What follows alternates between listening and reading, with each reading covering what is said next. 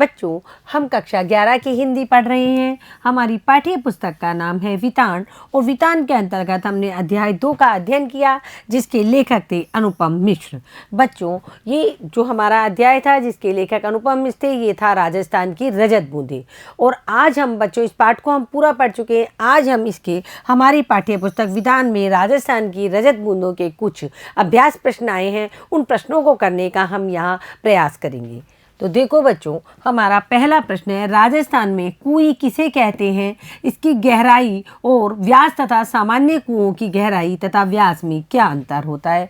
यानी कुएं और कुएं में अंतर पूछा है। कुएं का व्यास यानी कुएं का गोल घेरा कितना बड़ा होता है, कुएं का कितना होता है, और उनकी गहराई में दोनों में क्या अंतर होता है। बच्चों, हम पाठ में पढ़ चुके हैं कि राजस्थान में जमीन के ऊपर और जमीन के नीचे रेत ही रेत है।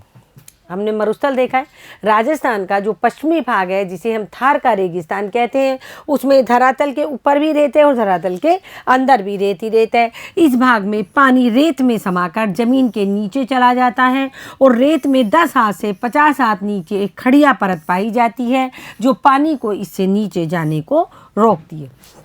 बारिश हुई, बारिश होने के बाद में जितना भी पानी था मिट्टी के अंदर समा गया, और जितना मैक्सिमम यानी जितना अधिकतम वो अंदर जा सकता है उतना अंदर वो चला जाता है। फिर क्या होता है, रेत में हमारे यहाँ चुरू से लेकर के जैसलमेर तक रेत के नीचे 50 हाथ नीचे या 60 हाथ नीचे एक खड़िया मिट्टी यानी खड़िया की परत पाई जाती है, जिसे हम खड़िया परत भी कह सकते हैं, खड़िया चट्टान भी कह सकते हैं।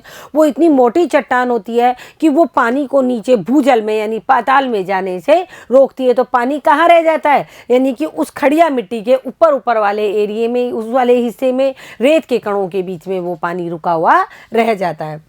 इसी पानी को प्राप्त करने के लिए पतले मुंह वाले यानी कम व्यास, कुएं का मुंह चौड़ा, गोल घेरा चौड़ा बड़ा होता है, लेकिन कुएं का मुंह कम व्यास का 5 हाथ जितना, मतलब इतने बड़े बड़े 5 हाथ जितनी उसकी चौड़ाई होती है, इतनी जो चौड़ाई की जो घेरा खोदा जाता है, जो 25 से 30 हाथ या 60 हाथ तक का जो घेरा खोदा जाता है, उसे कुई कहते हैं।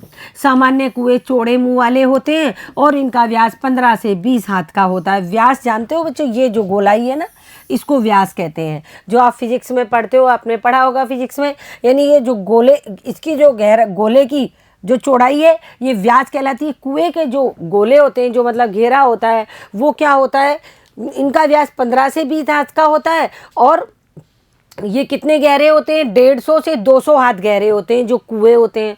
और कुइयाँ क्या होती है, 5 से 10 व्यास की होती है, बस इतनी सी। और गहराई भी उनकी या तो 30 हाथ होगी या ज़्यादा से ज़्यादा 60 हाथ। जब यदि खड़िया नीचे है तो अधिकतम 60 हाथ हो सकती है।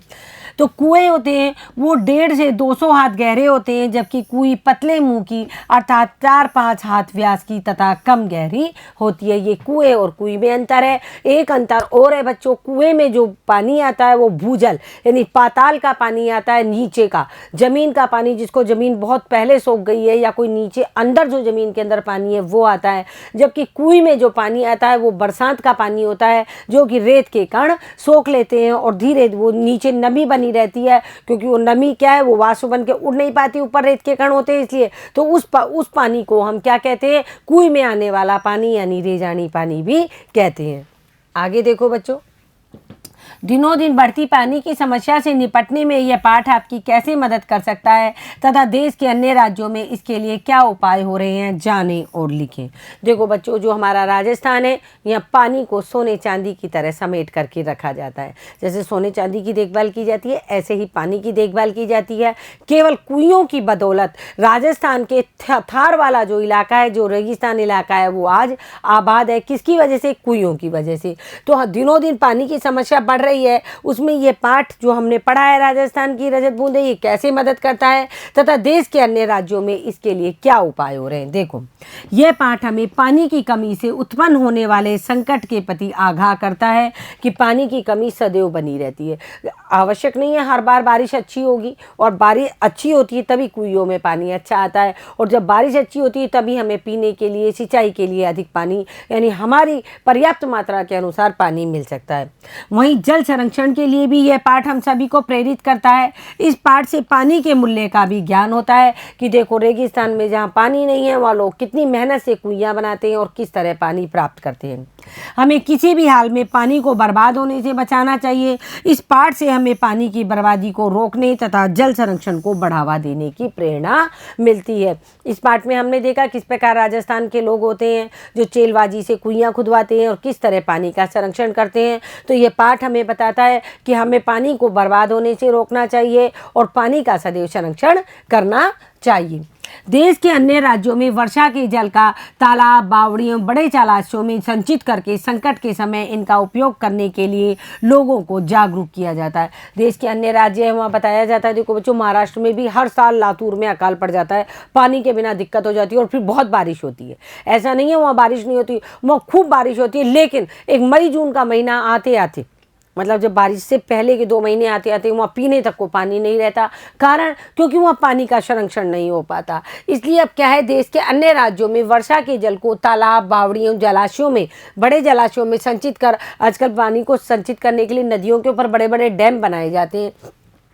इनका उपयोग करने के लिए लोगों को जागरूक किया जाता है। छतों पर इकट्ठा पानी टंकियों में जमा करने तथा पाइप के सहारे जमीन में पहुंचाने के लिए लोगों को प्रेरित किया जा रहा है, जिससे भूजल स्तर बढ़ सके। राजस्थान में भी हमारे, आप देखो, बड़े बड़े जितने भी सरकारी ऑफिस हैं या बड़े बड़े सरकारी स्कूल हैं, उन सब में भी वाटर हार्वेस्टिंग का काम किया जा रहा है। क्या किया जा रहा है? Water harvesting. इसका क्या होता है बच्चों, इसमें जो छतों के ऊपर जो पानी गिरता है बारिश का, उसको पाइप के जरिए, बहुत गहरा पाइप जमीन में खड्डा खोद करके, और उसमें उस पाइप को छोड़ दिया जाता है ताकि भूजल का स्तर बढ़ सके। इसके अलावा बाड़मेर, जैसलमेर और बीकानेर जैसे जिलों में टांके भी बनाए जाते हैं। उन टांकों में क्या होता है, छतों का जो पानी होता है, छतों को बारिश से पहले साफ करके और पाइप सीधा एक, मतलब पक्की जो कुई टाइप होती है, एक टंकी टाइप होती है जो ज़मीन में होद बनाई जाती है, और वो कम से कम 20 से 30 फीट गहरी होती है और कम से कम 10 फीट चौड़ी होती है। उसके अंदर बारिश का पानी भरा जाता है। तो राजस्थान के पश्चिमी भागों में कुई के साथ साथ टांके भी बनाए जाते हैं। इसके अलावा अब हमारे पूर्वी राजस्थान में भी क्या किया जा रहा है, अधिकतर इलाकों में वाटर हार्वेस्टिंग, यानी कि छतों के पानी को पाइप के द्वारा ज़मीन में भेजा जा रहा है ताकि ज़मीन का, यानी भूजल का स्तर बढ़ सके। चेजारों के साथ गांव समाज के व्यवहार में पहले की तुलना में आज क्या फ़र्क आया है, पाठ के आधार पर बताइए। पाठ में हमने पढ़ा पहले चेजारों का कितना मान सम्मान किया जाता था और आजकल चेजारों की क्या स्थिति है। देखो, पहले ही दिन से कुई का काम करने वाले चेलबाजी का विशेष ध्यान रखने की परंपरा है। 30 त्योहारों में, विवाह जैसे अवसरों पर इन्हें नेक भेंट दी जाती है। मतलब जैसे चेलबाजी, कुई खोद चुका, कुई खोदने का जैसे ही काम समाप्त होता है, एक बड़े भोज का आयोजन किया जाता है चेलबाजी के सम्मान में, और उसे बहुत सारे उपहार दिए जाते हैं। ये नहीं कि उसे कुई खुदाने के बाद में उसके सम्मान में भोज दिया और उपहार दे करके उसको विदा कर दिया, ऐसा नहीं होता है। हर विवाह पर, हर मंगल कार्य पर उसे बुलाया जाता है और उसे भेंट उपहार दिए जाते हैं। साथ ही खलियान में उनके नाम से अनाज का एक ढेर अलग से लगता है, परंतु अब उन्हें सिर्फ मजदूरी देकर काम करवाने का रिवाज है। इसके अलावा क्या होता है, जैसे चेलबाजी जब काम करके चला जाता है और खेत खलियानों में जब अनाज निकलता है तो चेलबाजी के नाम का अनाज का ढेर अलग से रखा जाता था, लेकिन आजकल क्या है, सिर्फ मजदूरी देकर काम करवाने का रिवाज भी है। निजी होते हुए भी सार्वजनिक क्षेत्र में कुइयों पर ग्राम समाज का अंकुश लगा रहता है। लेखक ने ऐसा क्यों कहा होगा? देखो बच्चों, एक सार्वजनिक जमीन है, उस पर अपन किसी ने अपनी निजी कुई खुदवा ली, लेकिन उसके ऊपर फिर भी समाज और ग्राम पंचायत का अंकुश होता है। क्यों होता है वो हम यहाँ देखेंगे। देखो, कुई बनाने और उसमें से पानी लेने का हक निजी होता है, यानी कि ये सार्वजनिक जमीन है, इसमें से, इस जमीन पर मैंने मेरी कुई खुदवा ली ग्राम पंचायत की इजाज़त से और मैं इसमें से पानी लेती हूँ। परंतु कई कुई ग्राम समाज की सार्वजनिक ज़मीन पर बनाई जाती है। उस क्षेत्र में बरसने वाला पानी साल भर नमी के रूप में सुरक्षित रहेगा, जो बाद में रिसकर कुई में इकट्ठा होता रहेगा। वर्षा की इस तय मात्रा को नई कुई बनाकर पहले से तय नमी का बंटवारा स्वतः ही हो जाता है। इसलिए नई कुई बनाने के लिए ग्राम समाज की अनुमति लेनी होती है। भाई, बारिश कितनी हुई है उसके हिसाब से नमी तय हो जाती है उस स्थान की, और ग्राम समाज ही बताता है कि यदि नई कुई खुदेगी या नहीं खुदेगी, क्योंकि बारिश के हिसाब से ही नमी तय होती है और उसी के हिसाब से ही लोग कुई से पानी ले सकते हैं। इस कारण निजी होते हुए भी सार्वजनिक क्षेत्र में बनी हुई कुई पर ग्राम समाज का अंकुश होता है। यानी सार्वजनिक क्षेत्र पर यदि किसी की निजी कुई बनी हुई है तो वो क्या करता है, मतलब कि वो ग्राम पंचायत की इजाज़त से ही उसमें से पानी लेता है कि कितनी बारिश हुई है, उसी की नमी के आधार पर बारिश हुई है उसी के आधार पर पानी लिया जाता है। साथ ही यदि किसी को सार्वजनिक स्थान पर नई कुएं खुदवानी हो तो उसके लिए भी उसे ग्राम पंचायत की इजाज़त लेनी होती है। कुएं निर्माण से संबंधित निम्न शब्दों के बारे में जानकारी प्राप्त करें। पालर पानी, पाताल पानी और रेजानी पानी। अपन ने इन तीनों पानी के बारे में पढ़ा था पाठ में। देखो, कुएं निर्माण से संबंधित पालर पानी, पाताल पानी और रेजानी पानी के विषय में जानकारी इस प्रकार है। देखो, पालर पानी ये क्या होता है? ये पानी सीधे बरसात से मिलने वाला पानी है। यह धरातल पर बहता है और नदी तालाब आदि में रोका जाता है।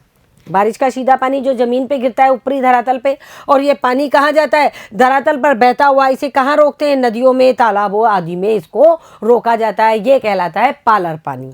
अगला है हमारा पाताल पानी। ये पानी का दूसरा रूप है जो वर्षा के बाद रेत द्वारा सोख लिया जाता है और खड़िया परत के अभाव में ज़मीन के नीचे चला जाता है।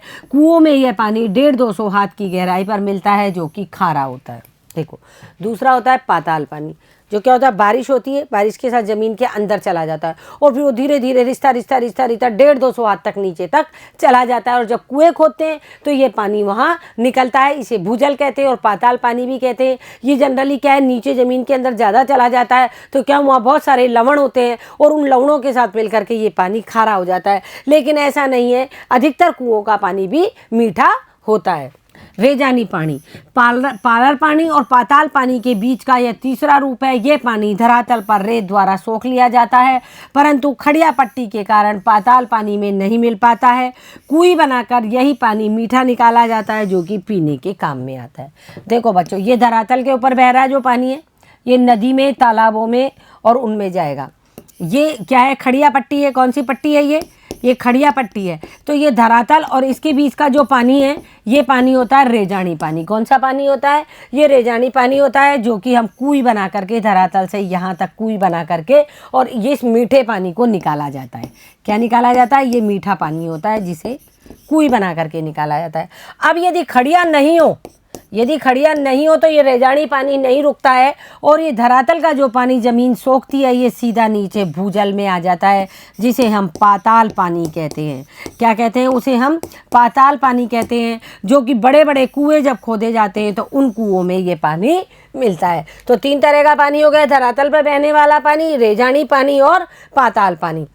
और ये जो रेजानी पानी होता है, ये पाताल पानी में ये खड़िया जो होती है इसकी वजह से मिल नहीं पाता, ये यहीं की यहीं रह जाता है, इसमें कोई ज़्यादा लवण भी नहीं घुल पाते हैं, तो यह मीठा पानी कहलाता है। तो देखो बच्चों, आज हमने यहाँ अपने अनुपम मिश्र द्वारा लिखा गया जो पाठ था राजस्थान की रजत बूंदें, उसके कुछ अभ्यास प्रश्न हमने यहाँ किए हैं। आप इन प्रश्नों को पढ़िए और पढ़ करके समझने का प्रयास कीजिए। धन्यवाद।